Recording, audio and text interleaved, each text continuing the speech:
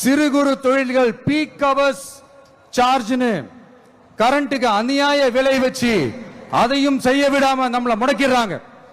அந்த peak hours charge கொள்ளையால எத்தனை வருஷமா எவ்வளவு பேர் பாதிக்கப்படுறோம், எவ்வளவு தொழில்கள் பாதிக்கப்படுது. நாமளும் கத்துறோம், போராடுறோம், கோரிக்கை வைக்கிறோம். எதையாவது இவங்க கண்டுக்கிறாங்களா? கொஞ்சம் யோசிங்க.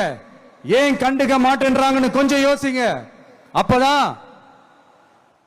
அப்பதாங்க பிரைவேட்ல அதிக விலைக்கு கரண்ட் வாங்க முடியும், அதுக்கு டெண்டர் விட முடியும். அப்படி டெண்டர் விட்ட மேட்டர்ல எல்லாம் என்ன நடக்கும்னு உங்களுக்கும் தெரியும், எனக்கும் தெரியும், நம்ம எல்லாருக்குமே தெரியும். இந்த மாதிரி ஈரோடுல மட்டும் இல்ல, எந்த மாவட்டத்துக்கு போனாலும் பிரச்சனைகள் மேல பிரச்சனைகள் தான்.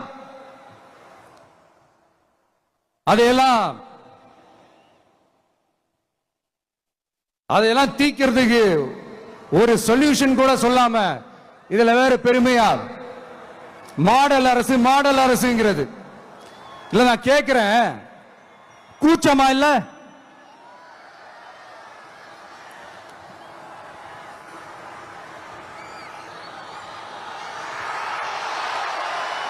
இதெல்லாம் கேட்டா அப்படியே நம்ம பக்கம் யூட்டர்ன் அடிச்சு வந்துருவாங்க. விஜய் என்ன அரசியல பேச மாட்டேன்றாரு, விஜய் என்ன சினிமா டயலாக் மாதிரி பேசுறாரு, விஜய் என்ன பஞ்ச் டயலாக் பேசுறாரு, விஜய் என்ன 10 நிமிஷம் தான் பேசுறாரு, 9 நிமிஷம் தான் பேசுறாரு. நான் எத்தனை நிமிஷம் பேசினா உங்களுக்கு என்ன சார்? நான் எப்படி பேசினா உங்களுக்கு என்ன சார்? உள்ள விஷயம் என்னன்னு பாருங்க சார். ஒவ்வொரு மாவட்டத்துக்கும் போய் மக்கள் ஃபேஸ் பண்ற பிரச்சனைகளை எடுத்து பேசிட்டு இருக்கிறேன். பின்ன அது அரசியல் இல்லாம வேற எதுதான் அரசியல்?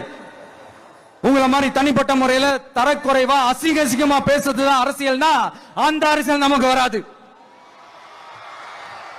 வராதுன்னா நல்லாவே வரும். உங்களை விட எனக்கு அது நல்லாவே வரும். வேணான்னு விட்டு வச்சிருக்கிறோம். அப்புறம் உங்களுக்கு நமக்கு என்ன வித்தியாசம்?